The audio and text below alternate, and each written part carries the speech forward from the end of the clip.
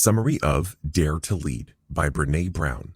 When interviewing leaders for her book, author Brené Brown asked what it is that leaders need to be successful in a complex, rapidly changing environment. While the responses varied, there was one answer that came up time and time again. We need braver leaders and more courageous cultures.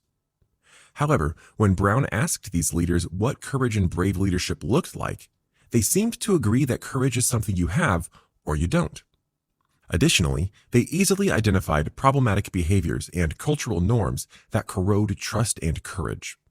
The first problematic behavior is that we avoid tough conversations, including giving honest, productive feedback. Some leaders attribute this behavior to a lack of courage, others to a lack of skills, and more than half discussed a cultural norm of nice and polite that is used as an excuse to avoid tough conversations. As a result, there is a lack of clarity, which diminishes trust and engagement and fosters passive-aggressive behavior, like talking behind people's backs. While this may be a cultural concern in many workplaces and organizations, deep down, the cause of this lack of courage stems from deeply rooted human issues. Thanks to the research completed by Brown and her team, they stumbled upon a very clear, very hopeful finding of courage. Courage is a collection of 4 skill sets that can be taught, observed, and measured. They are rumbling with vulnerability, living into our values, braving trust, and learning to rise. Throughout Dare to Lead, you'll learn about the foundational skills of courage building that you need to become a daring leader. You'll then be provided with the tools, practices, and behaviors that are critical for building muscle memory for living these concepts. In the end, you'll have everything you need to become the bravest leader you can be. Chapter 1. Lean into vulnerability. What is vulnerability? Author Brené Brown has spent the past 2 decades learning about vulnerability. She believes that vulnerability is not about winning or losing, but simply having the courage to show up when you can't control the outcome. So what does vulnerability look like? It's the first date after a divorce. It's talking about your race to your team. It's trying to get pregnant after a miscarriage, starting a business, watching a child leave for college, apologizing to a colleague, getting feedback, getting fired, firing someone.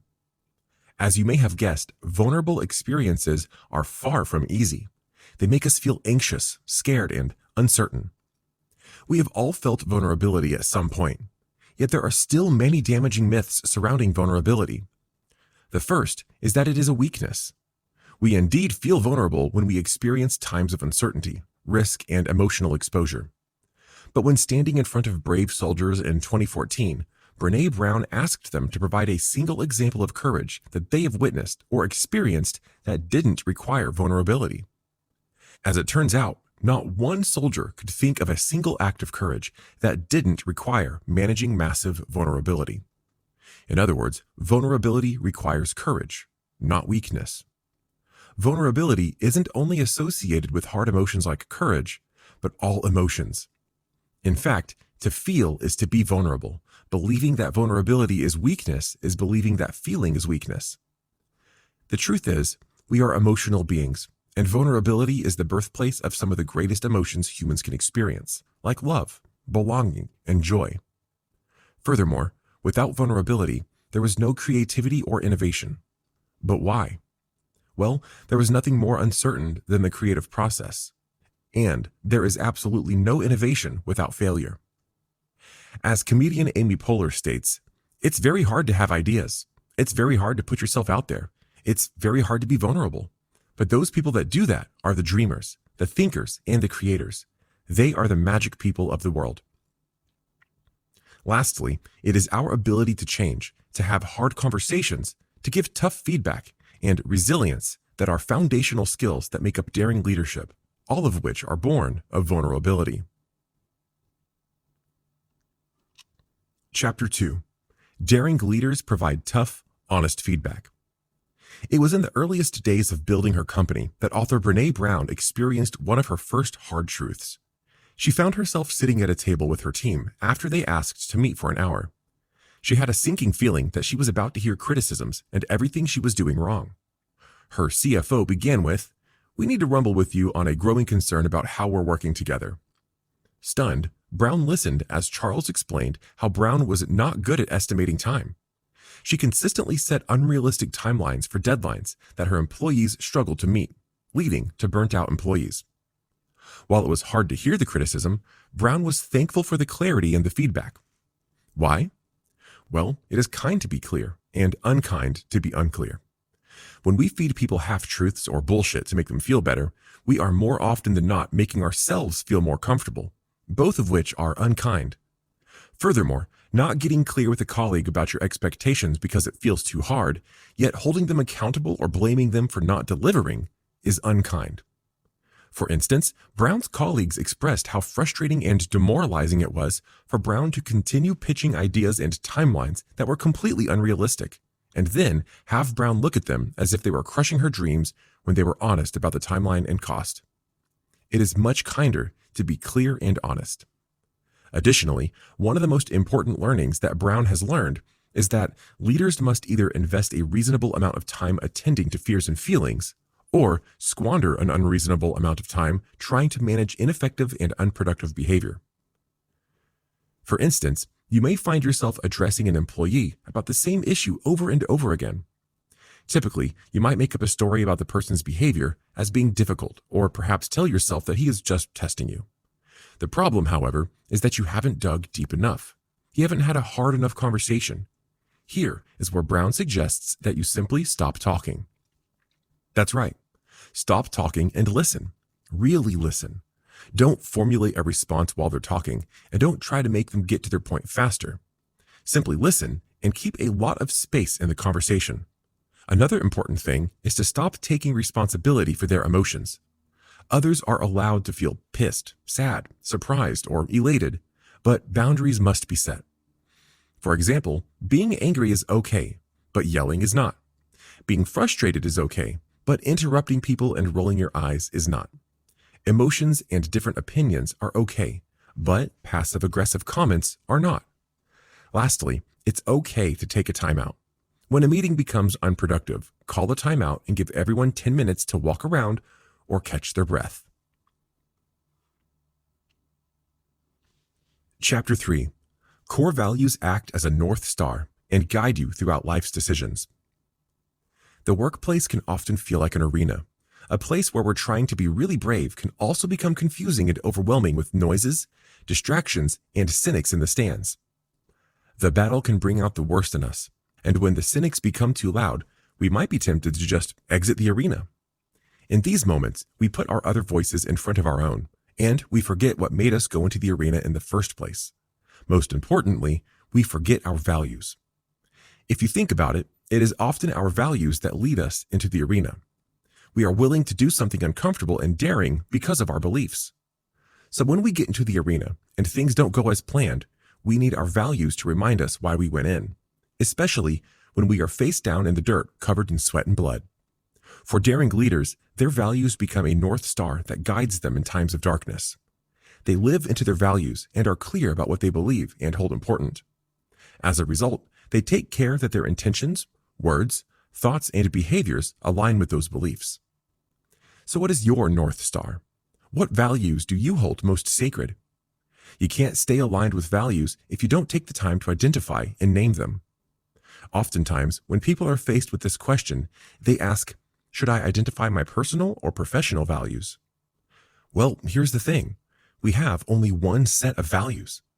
Values shouldn't shift based on context. You should then begin by making a list of values that you hold important.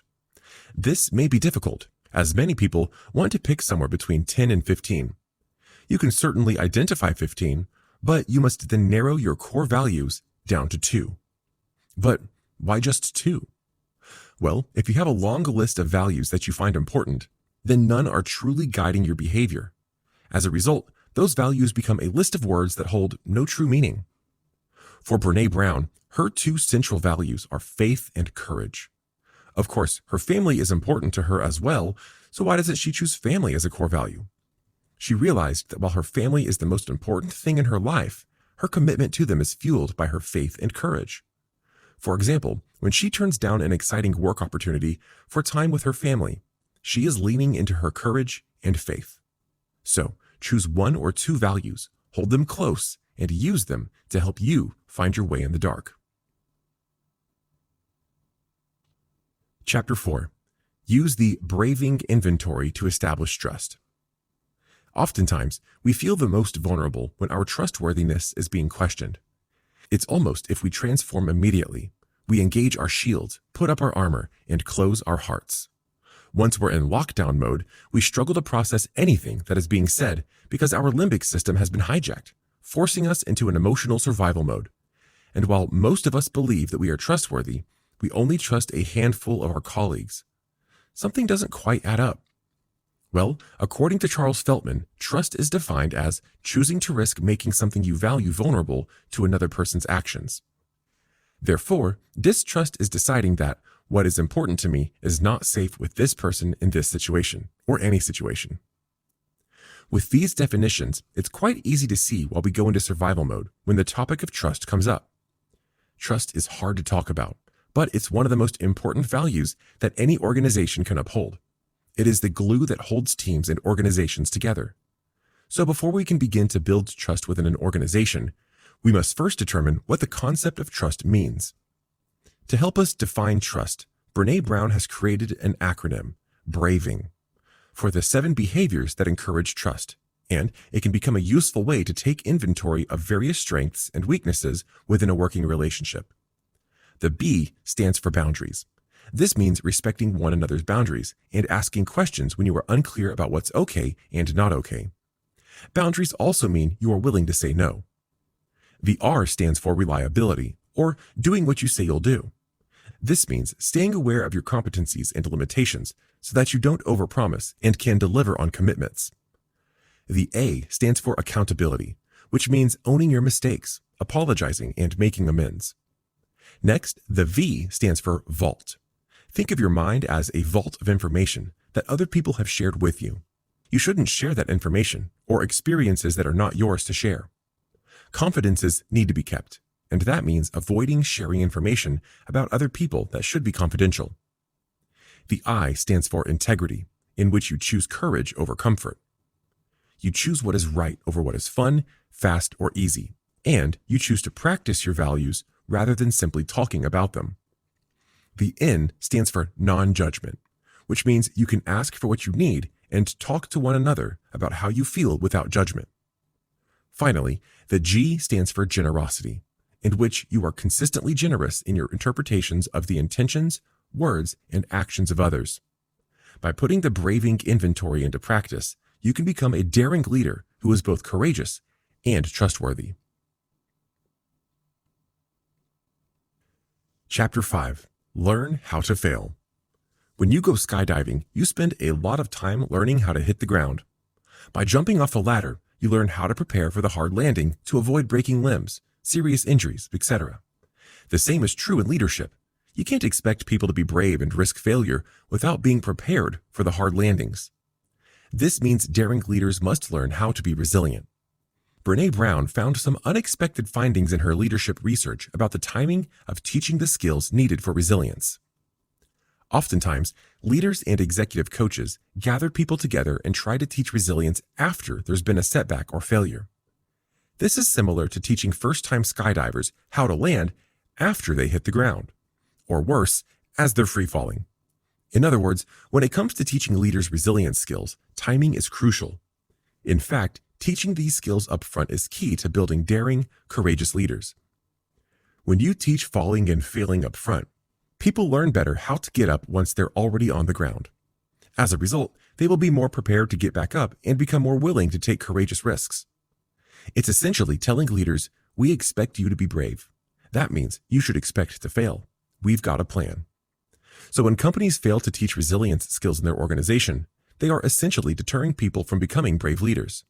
And with millennials making up 35% of the American labor force, the largest represented generation, teaching people how to embrace failure as a learning opportunity is even more important. Oftentimes, millennials haven't learned how to have hard conversations.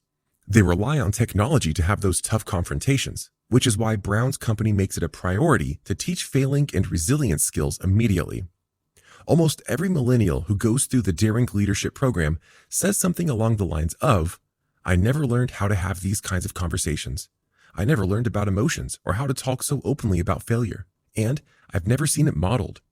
When you're used to using technology for everything, these hard-to-face conversations are awkward and so intense. It is the job of the company to normalize failure, broaden perspectives, and foster bravery amongst its employees. Chapter 6. The myth of perfectionism prevents us from learning to rise. From a young age, we often avoid feelings of hurt and disappointment, so we turn to certain behaviors that build a wall around us to protect us from the scary world. But if we want to be daring, courageous leaders, we must become vulnerable and tear down these walls. Breaking barriers means recognizing thoughts and behaviors within ourselves that we use as defense mechanisms and identifying behaviors that we may not realize are causing us harm in the first place. In the first chapter, we talked about the myths of vulnerability. Now, it's time to discuss the mythology surrounding perfectionism. One of the biggest myths surrounding perfectionism is the myth that perfectionism is about striving for excellence. In reality, perfectionism is not about healthy achievement and growth. Instead, it is a defensive move. Furthermore, it is not about self-improvement. Perfectionism is, at its core, about trying to earn approval. Most perfectionists grew up being praised for achievement and performance, like grades, manners, people-pleasing, sports, etc. But somewhere along the way, they adopted a dangerous belief system. I am what I accomplish and how well I accomplish it. A healthy strive for excellence happens when we are focused on ourselves and ask questions like, how can I improve? Perfectionism, on the other hand, is focused on pleasing others, and these people ask, what will people think? Furthermore, research shows that perfectionism is correlated with depression, anxiety, addiction, and life paralysis, or missed opportunities. The fear of failing, making mistakes, not meeting people's expectations, or even being criticized keeps these people out of the arena, a place we need to be to grow and engage in healthy competition, a place where striving for greatness can truly occur. Perfectionism is a self-destructive and addictive belief system. This is because perfection doesn't exist. It's an unattainable goal that many people find themselves striving for. It's about perception rather than internal motivation. And there is no way to control perception, no matter how much we try. Perfectionism is addictive because when we do feel those vulnerable feelings like shame, judgment, and blame, we often make the excuse of, I just wasn't perfect enough. We don't question the faulty logic of perfectionism. Instead, we become more fixed in our quest to do everything perfectly. In the end, a daring leader takes off the armor of perfectionism and understands that failure will happen and mistakes will be made. And in understanding this, they develop the courage they need to become a successful, daring leader. Final summary. In today's world, leaders are becoming less courageous and less authentic. As a result, Brené Brown feels that the world needs a revolution. We need to take off our armor, rumble with vulnerability, live into our values, trust with open hearts, and learn to rise so we can reclaim authorship of our own stories and lives. Essentially, Brown believes that becoming courageous is a rebellion. This is because courage requires us to dismiss everything we think we know about leadership and understand that when we choose to become a daring leader, we are choosing to start a revolution, one in which we choose authenticity, vulnerability, and courage.